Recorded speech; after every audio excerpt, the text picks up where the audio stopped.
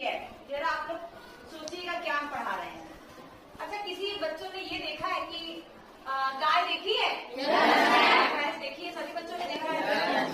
तो बताओ, गाय नर है या मादा? सबको पता है मादा है। तो कैसे जानते हो? जिससे मैं पूछूंगी केवल वही बच्चा आंसर देगा, सारे बच्चे एक साथ नहीं। गाय नर है या मादा, या कैसे पता चलता है? प्रीतम बता बेटा। दूध देती है।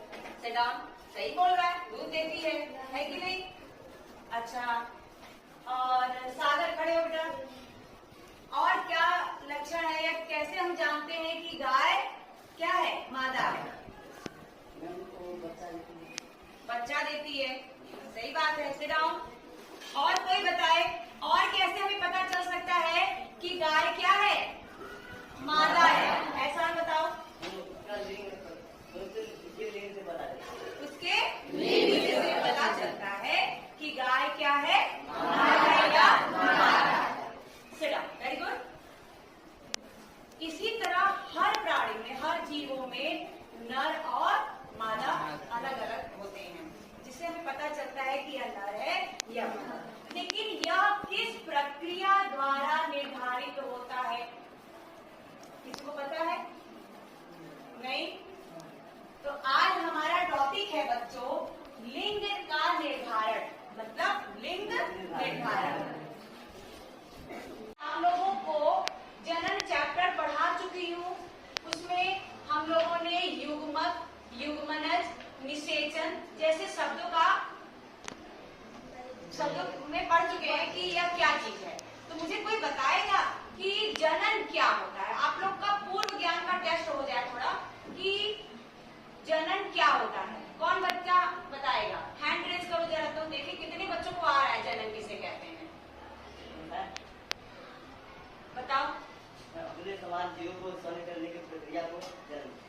अपने समान जीवों को उत्पन्न करने की प्रक्रिया को क्या कहते हैं? ठीक है, सिट डाउन। सितांजलि बेटा आप बताओ, निषेचन किसे कहते हैं? जोर से बोलो, आवाज सब सुनाई देनी चाहिए। जहाँ अंडाणु और शुक्राणु मिलते हैं अंडवाहिनी पर, तो वहाँ पर युग्मनज बनता है और उस प्रक्रिया को निषेचन कहते हैं। मतलब अच्छा, अब इसी समय हम आपको गुणसूत्र के बारे में थोड़ा सा बता दें। आगे जैसी संरचना भी आपके किसमें है, केंद्रिका में पड़ी हुई है। अब जब इसका सेल डिवीजन होता है तो यह थोड़ी सी मोटी और डबल नंबर्स में हो जाती है। और अगर इसका एक धागा पकड़ के खींचते जाएं तो इसके अंदर से कौन निकल रहा है? ये डीएनए। ये क्या है? डीएनए है। तो इसका मतलब जो गुणसूत्र है वह आखिर है क्या? तो वह डीएनए है और उसके साथ एक प्रोटीन बंधी हुई होती है जिसका नाम होता है हिस्टोन प्रोटीन। मतलब गुणसूत्र डीएनए और हिस्टोन प्रोटीन का बना होता है। अब हमारे शरीर में सभी जगह, सारी कोशिकाओं में, सब कोशिकाओं में कितनी संख्या में गुणसूत्र पाए जाते हैं?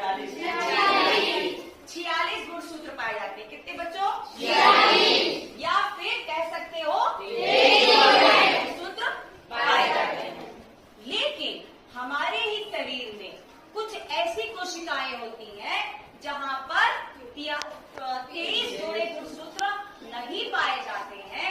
वह है जर्म सेल्स, मतलब कि शुक्राणु या अंडाणु। ठीक है, शुक्राणु में मतलब नर मादा गुणसूत्रों की संख्या मैंने यहाँ ड्रॉ की है और यहाँ पे नर गुणसूत्रों की संख्या ड्रॉ की है। इसमें भी 23 जोड़े गुणसूत्र है और इसमें भी 23 जोड़े गुणसूत्र है।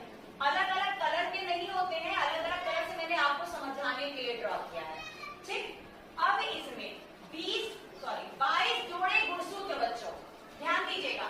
22 जोड़े गुणसूत्र फीमेल का और 22 जोड़ा गुणसूत्र मेल का। सेम, मतलब सेम ही जैसे दिखेंगे और उनका काम होता है रंग, बच्चे में रंग, रूप, आकार, साइज, मतलब इसका निर्धारण करना। अक्सर आपने देखा है कि बच्चा इसका कान तो पापा के जैसा है, इसकी लंबाई तो पापा को पाया है, ऐसा बोलते हैं ना। तो ये सारी बातें किस पर डिपेंड करती है? हमारे 22 जोड़े गुणसूत्र पर। लेकिन 23वां जोड़ा गुणसूत्र जो होता है वही रिस्पॉन्सिबल होता है लिंग निर्धारण। मतलब शुक्राणु अंदर निषेचित होने के लिए प्रवेश करना चाहते हैं, लेकिन इस अंडाणु के पास तो केवल कौन सा गुणसूत्र है? बात को समझिए ध्यान से। यहाँ पे एक मादा के पास केवल और केवल X गुणसूत्र होता है, चाहे ये वाला हो चाहे ये है, तो X ही ना। एक मादा के अंडे के पास, एग के पास, अंडाणु के पास केवल X गुणसूत्र होता है, और जो नर शुक्राणु होता है उसमें किसी में X आ रहा होगा तो किसी में Y भी आ रहा होगा, किसी में X आ रहा होगा तो किसी में Y भी आ रहा होगा। अगर अंडाणु Y वाले गुणसूत्र के साथ निषेचित होता है तो होने वाला जो बच्चा होगा वह क्या होगा? नर होगा। क्या होगा? मेल। मतलब क्यों? क्योंकि उसके पास अब कौन सा गुणसूत्र आ गया? X और दूसरा Y आ गया। लेकिन अगर जो स्पर्म्स मतलब शुक्राणु आ रहा है वो अपने साथ X लेकर आया है, और ओवम के पास मतलब अंडाणु के पास तो हमेशा ही X क्रोमोसोम्स है, क्योंकि उसके पास तो Y है नहीं, तो वो तो हमेशा ही X देगी।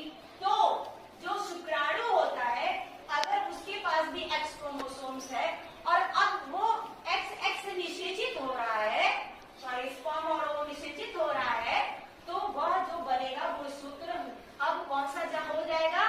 X और X। मतलब एक जो फीमेल से X आया था और एक जो X मेल से आया था, तो अब दोनों मिलकर क्या बन गए? X ही X बन गए। इट मीन्स इसका मतलब है कि अब होने वाला जो बेबी है वह मेल होगा या फीमेल? फीमेल। फीमेल होगा। बस अब मुझे बताएगा अतुल। खड़े हो, मैं आपसे एक क्वेश्चन पूछती हूँ, बताओ X और Y यह गुणसूत्र किसका है? मेल का। Very good, sit down. सबको मेरी बात समझ में आई? अब मैं एक क्वेश्चन आगे पूछने जा रही हूँ।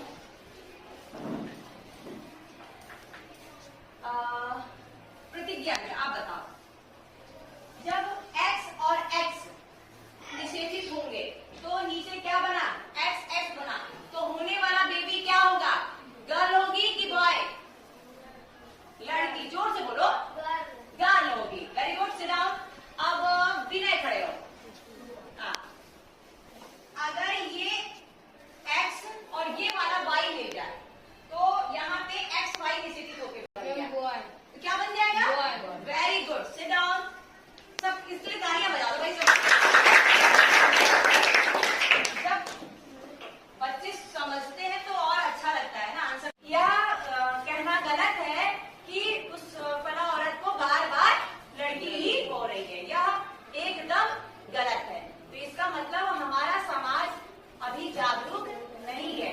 तो मेरा एक गृह कार्य है इसी पर आप लोगों के लिए, कॉपी निकाल के नोट डाउन करो, ठीक है? आपका गृह कार्य यह है कि आप लोग अपनी पेयर नोटबुक में करके लाएंगे, कोई रफ नोटबुक नहीं। XX गुणसूत्र किसमें पाया जाता है? XY गुणसूत्र किसमें पाया जाता है? तीसरा बड़ा इंपॉर्टेंट क्वेश्चन है जो कि हमारा सामाजिक तौर पे भी बहुत अच्छा है।